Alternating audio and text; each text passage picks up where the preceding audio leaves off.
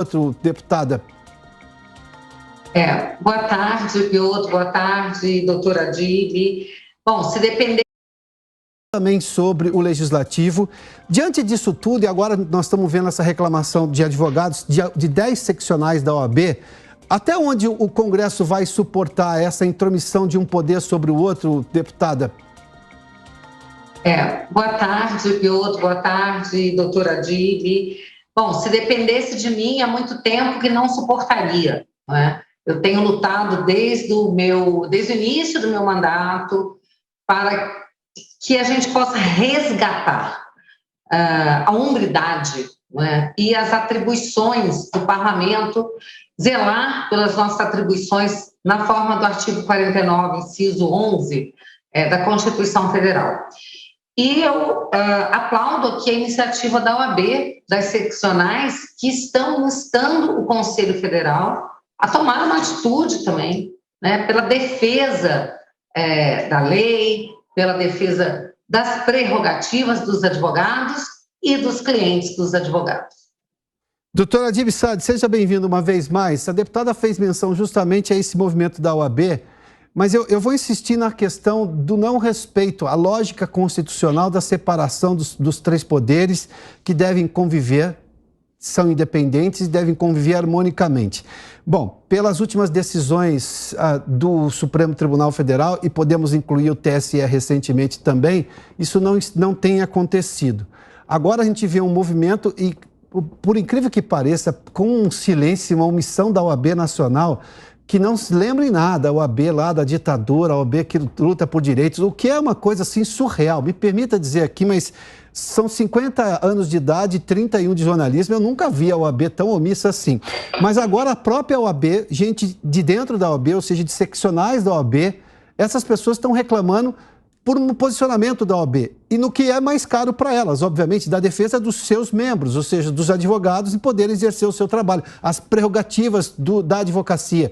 Por que o senhor acha que chegamos a esse ponto? Qual é exatamente o papel da OAB? Porque se continuar desse jeito, passa a ser nenhum, e isso é muito ruim para a democracia. Boa tarde, Piotr. Boa tarde, querida deputada. Mais uma vez, uma alegria estar com vocês.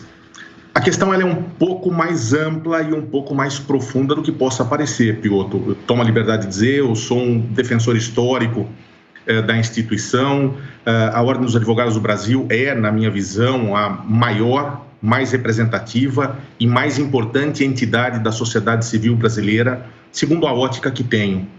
Ela, para os advogados, no seu trabalho particular, exerce sempre um munus público.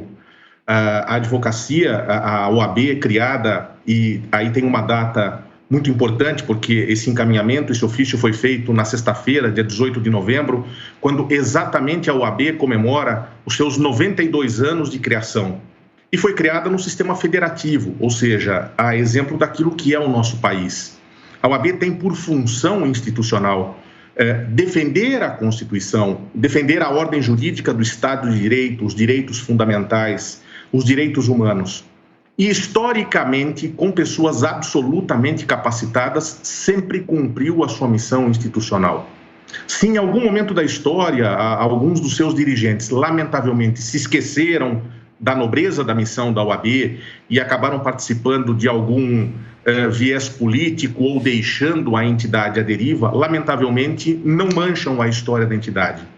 Nesse momento histórico que atravessamos, um momento muito difícil, essas seccionais, que seriam como os estados, e são os estados representativos, eles encaminham um ofício ao Conselho Federal, que seria a espécie da União, trazendo isso para o cenário político brasileiro, reclamando, pedindo uma análise em regime de urgência para o Conselho Federal acerca da constitucionalidade e da legalidade das decisões recentes do presidente do TSE e ministro do Supremo Tribunal Federal, Alexandre de Moraes.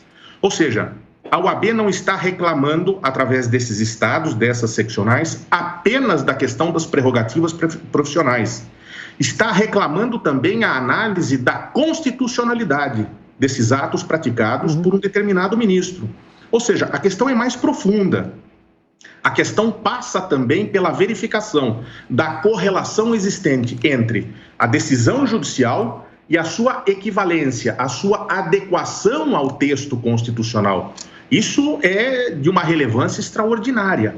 E é papel fundamental da OAB, sim, fazer essa análise e responder não somente às seccionais, o que seriam os estados, mas responder a toda a sociedade, como a OAB faz e fez em toda a sua história. Como você lembrou muito bem da época da ditadura, da defesa da magistratura, aquela época, e em todos os momentos de crise, que as lideranças da OAB nacional e dos estados nunca se furtaram a defender a sociedade e o Estado de Direito.